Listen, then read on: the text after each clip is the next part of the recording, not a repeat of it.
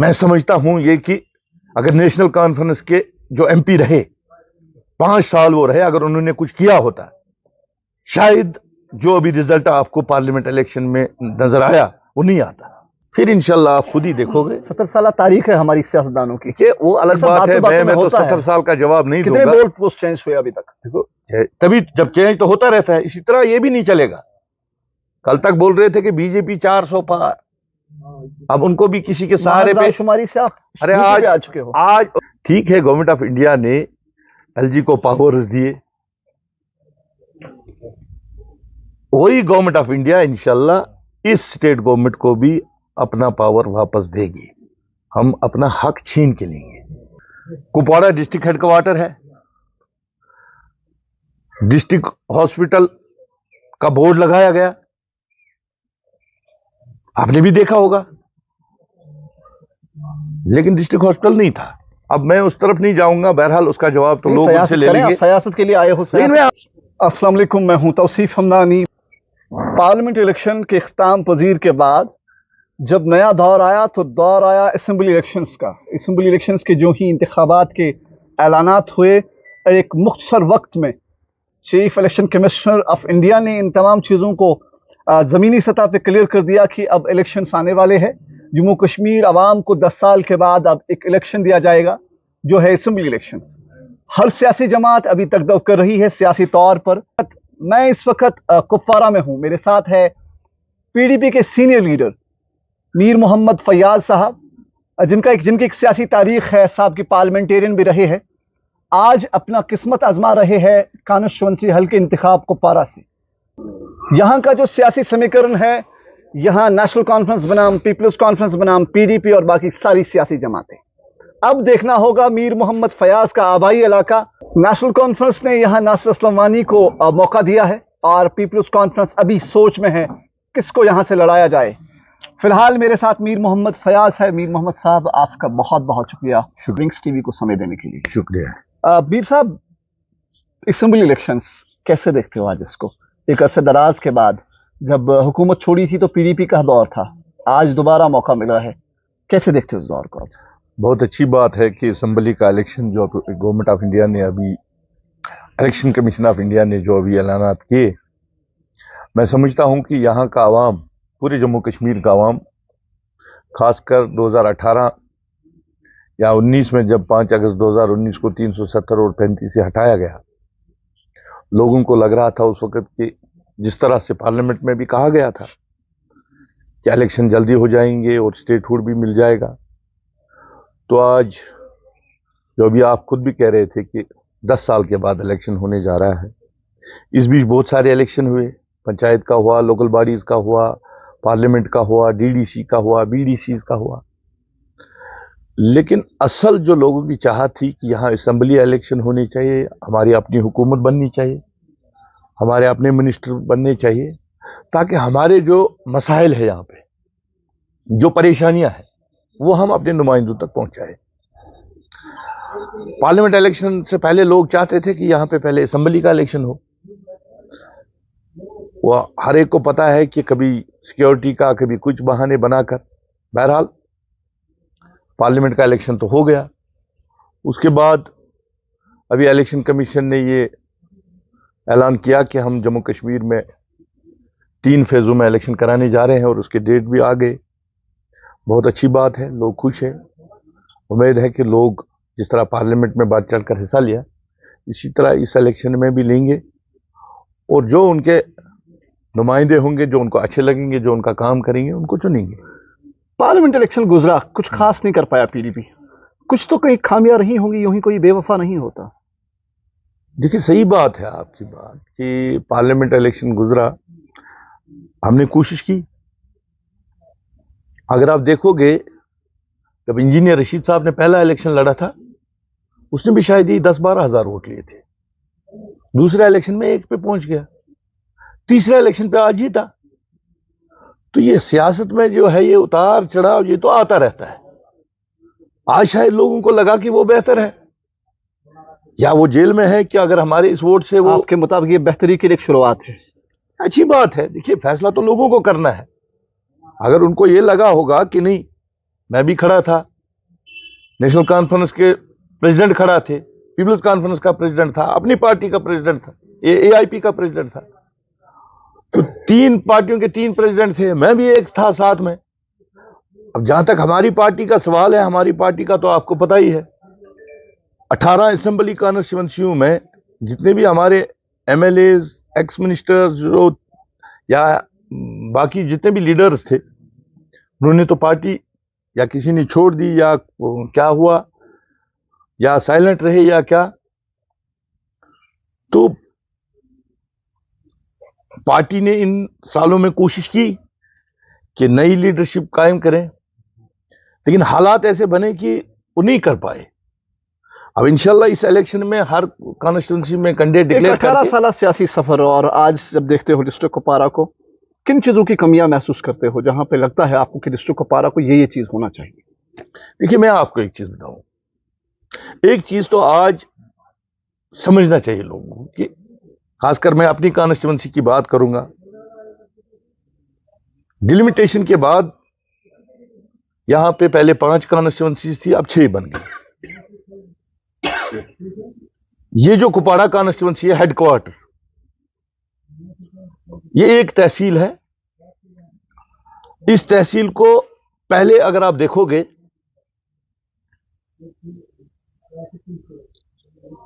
कलारूस और हायहमा, ये तकरीबन 40 पंचायतें हैं।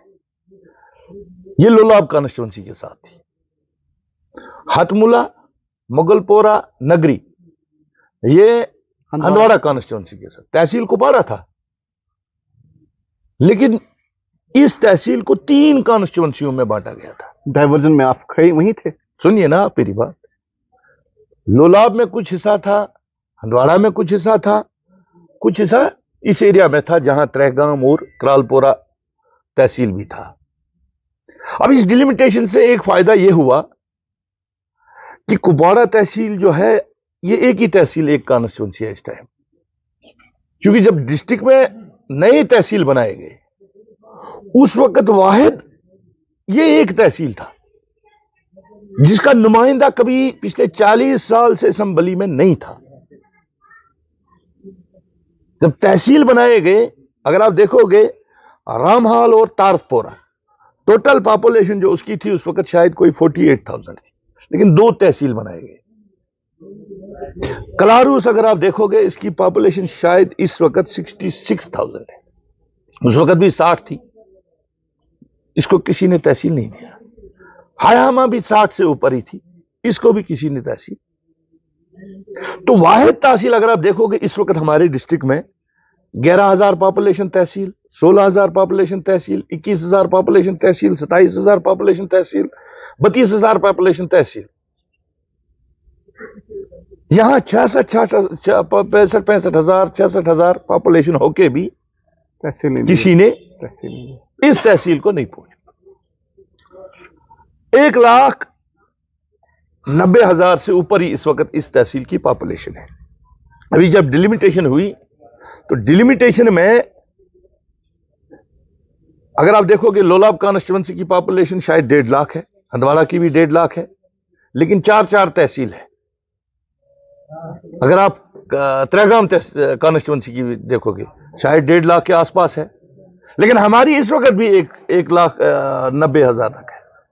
तो डिस्ट्रिक्ट में इस वक्त भी अगर आप कॉन्स्टिट्यूंसी देखोगे पॉपुलेशन के हिसाब से, सबसे बड़ी कॉन्स्टिट्यूंसी ये है। इसका क्या है कि मैं समझता हूं, ये 2 बार, मतलब अगर आप देखोगे, लोलाब, इस एरिया में लोलाब के ज्यादातर थे, या लालपुरा तहसील के या सुगाम तहसील के। इस एरिया में ज्यादातर हमारे मीर साहब बने एमएलए, 18 साल वो रहे, वो भी करालपुरा तहसील से थे या त्रेगाम तहसील से। ये वाला एरिया था, तहसील तो कुपवाड़ा था, लेकिन एमएलए जो भी बना वो पिछली बार यहां कुपवाड़ा में बना था बशीर डार साहब, वो भी हंदवाड़ा तहसील से थे। तो जो ये वाला एरिया था, इसमें भी चौधरी साहब थे, सजाद साहब थे। अरे समझिए ना, टाउन से आपको ये प्रॉब्लम है। मैं ये बात समझ, कुपवाड़ा टाउन से नहीं, कुपवाड़ा तहसील से। मुझे आप बताइए, इस तहसील का आज तक एमएलए कौन बना? आप बताइए ना। आप आवाज को ये बावर सुनिए कराना सुनिए, अब चाहते मेरा हैं। ये नहीं है, मेरा ये है कि शायद हमारे साथ ज्यादती इसीलिए हुई। मैं आपको बताऊंगा, कुपवाड़ा डिस्ट्रिक्ट हेडक्वार्टर है, डिस्ट्रिक्ट हॉस्पिटल का बोर्ड लगाया गया, आपने भी देखा होगा, लेकिन डिस्ट्रिक्ट हॉस्पिटल नहीं था। अब मैं उस तरफ नहीं जाऊंगा, बहरहाल उसका जवाब तो नहीं, लोग सियासत उनसे ले करें, आप लेंगे। सियासत के लिए आए हो, लेकिन सियासत मैं करें, आपको एक बताएं चीज क्या सही बताऊंगा, है क्या गलत है। नहीं लोगों को आजकल सब कुछ पता है। आजकल थोड़ी अब वो फयाज मीर का सुनने के लिए इतने बेताब है, उनको पता है हर एक चीज। सगाम में हॉस्पिटल है, ट्रगाम में हॉस्पिटल है, करालपुरा में हॉस्पिटल है, वो और कुपवाड़ा का हॉस्पिटल एक ही सेम है, कम्युनिटी हेल्थ सेंटर। जितनी सप्लाई उनमें आती है उतनी इसमें आती है, जितना स्टाफ वहां पे है उतना यहां पे है। लेकिन अगर आप देखोगे कि पेशेंट का जो फ्लो है वो कहां ज्यादा जाता है, यहां तकरीबन 2000 पेशेंट आते हैं, वहां 200 आते हैं। अमूमन अगर आपने देखा होगा कि यहां पे हंगामे होते हैं हॉस्पिटल में। तो मैंने कोशिश की थी थोड़ा बहुत इसमें, क्योंकि मैं असेंबली में था नहीं कभी, ना मैं कभी मिनिस्टर था। एज राज्यसभा एमपी मैं यही कहता हूं कि लोगों को देखना चाहिए कि पिछले राज्यसभा एमपी ने क्या किया। जो जिस पार्टी के 10 एमपी रहे, अभी भी अगर आप देखोगे पिछला एमपी तो नेशनल कॉन्फ्रेंस का था, लेकिन लोग अभी भी मुझे ही हिसाब मांग रहे हैं उनके उसके 5 सालों का भी। तो लोगों को यह चीज देखनी चाहिए कि किसने क्या किया, उसके बाद फैसला जो लोग लेंगे तो लेना तो क्योंकि लोगों को ही है। और अब असेंबली जो अब की बार असेंबली बन जाएगी, वहां पे जो हमारा एमएलए जाएगा, उस ये कानूनी तौर अगर आप समझोगे इस असेंबली की कोई खास हैसियत नहीं है अगर आप कानूनी नजरिए को देखोगे, क्योंकि वह मरकजी सरकार है, उन्होंने एलजी साहब को अच्छे खासे पावर्स के साथ नवाजा है अब की बार। तो जब आप यहां से जाओगे, पीडीपी की क्या हिकमत अमली रहेगी कि अवामी सतह पे जो यहाँ की अवाम की तर्जुमानी है, जिसे आप कहते हो कि हम आर्टिकल 370 एक बहुत बड़ा मसला है जम्मू कश्मीर अवाम के लिए, या 35A, या जो हमारा स्टेटहुड, कैसे देखते हो उन तमाम चीजों को? देखिए मैं आपको बताऊंगा, जब एक असेंबली बनेगी, लोग जब चुन के जाएंगे, वो वहां पे अपनी डिमांड रखेंगे। ठीक है, गवर्नमेंट ऑफ इंडिया ने एलजी को पावर्स दिए, वही गवर्नमेंट ऑफ इंडिया इंशाल्लाह इस स्टेट गवर्नमेंट को भी अपना पावर वापस देगी। हम अपना हक छीन के लेंगे। आप क्यों इतने वो हो गए हो, मायूस हो गए हो?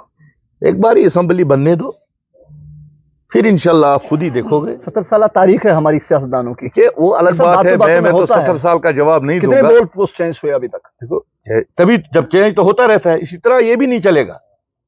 कल तक बोल रहे थे कि बीजेपी 400 पार, अब उनको भी किसी के सहारे पे शुमारी से आप अरे आज आ चुके हो। आज उनको वो भी तो किसी के सहारे पे है वहां पे गवर्नमेंट में। ऊपर वाले के पास देर है अंधेर नहीं है। आप इतने मायूस मत हो जाओ, इंशाल्लाह सब ठीक हो जाएगा। तो फिलहाल जिसकी आप तारीफ अभी कर रहे थे, यहाँ पॉपुलेशन ज्यादा है, तासील एक ही दिया गया है, नजरअंदाज किया गया नेशनल कॉन्फ्रेंस के दौर में। आपका सियासी हरीफ है provisional president National Conference Nasir Aslam Wani साहब, आपका दूसरा हरीफ है जहां पे आपने कुछ वक्त गुजारा भी पीपल्स कॉन्फ्रेंस से, तकरीबन लगता है उनके मुताबिक खुद प्रेसिडेंट आ रहे हैं यहाँ असेंबली लड़ने के लिए। कैसे देखते हैं दोनों सियासी हरीफों को? अच्छी बात है, हर एक को हक है लड़ने का, वो लड़े। वैसे भी इस तहसील को आज तक अपना कोई नुमाइंदा बना नहीं है, फैसला तो लोगों को करना है। आज तक भी हमें वहां से वहां से वहां से वहां से, और इन लोगों को लगता है शायद ये सीधे साधे लोग हैं, इनको सवारी करनी आसान है। आए लड़े मैदान में। इंजीनियर रशीद साहब की वेव को कैसे देखते हो? क्या अभी है वो बाकी, या आपकी नजर में वो चली गई? देखिए वो तो अभी आने वाले कुछ दिनों में आपको खुद ही पता चलेगा। पार्लियामेंट का इलेक्शन अलग होता है और असेंबली का अलग होता है। मुझे लगता है कि लोगों को यह लगा कि जो एमपी बनता है वो कुछ फिर करता नहीं है, ना वहां पार्लियामेंट में जाके बात करता है, इसलिए बेहतर है कि वो जेल में है उसी को वोट देंगे। वो अगर हमारे वोट से इस वक्त रिहा हो जाएगा, हमारे लिए वही काफी है, मैं ये समझता हूं। अब 5 साल का देख लीजिए उन्होंने क्या काम किया। एक बार ही यहां एमपी नहीं आया, डिस्ट्रिक्ट में कभी एमपी नजर ही नहीं आया है जो लोकसभा का एमपी था। मुझे लगता है वो भी गुस्सा है, वो हमारे ऊपर भी उन्होंने फिर निकाला। अगर उन्होंने कुछ किया होता तो इतना भी यहां के लोग समझदार लोग हैं, इंशाल्लाह फैसला लेना जानते हैं, और आज इंशाल्लाह समझदारी से लेंगे। वो अलग था, वो इलेक्शन देखिए, पार्लियामेंट इलेक्शन और असेंबली का इलेक्शन, असेंबली में जो है अलग मसले होते हैं, वहां पे अलग मसाइल होते हैं। और पार्लियामेंट इलेक्शन में लोगों की तरफ से गवर्नमेंट ऑफ इंडिया ने जो कहीं कहीं पे शायद लोगों के प्रति वो ऐसे भी फैसले लिए बीजेपी ने, मैं नहीं समझता हूं कि गवर्नमेंट ऑफ इंडिया ने, मैं समझता हूं कि वो बीजेपी ने वो फैसले जो हमारे ऊपर ठोसे, लोग बड़े नाराज थे, मायूसी थी। और जो इंजीनियर रशीद साहब को जेल में रखा, बाकी लीडर्स भी थे जब 4 अगस्त को ये हुआ था, बाकी लीडर्स को जब रिहा किया गया, एक को बंद रखा गया, ये भी ज्यादती थी। तो मुझे लगा कि लोगों ने वो भी एक कि हम आपके इस फैसले से खुश नहीं है, और वो एक मैसेज यहां से दे दी, अच्छी बात है। और मैं खुश हूं इस चीज से कि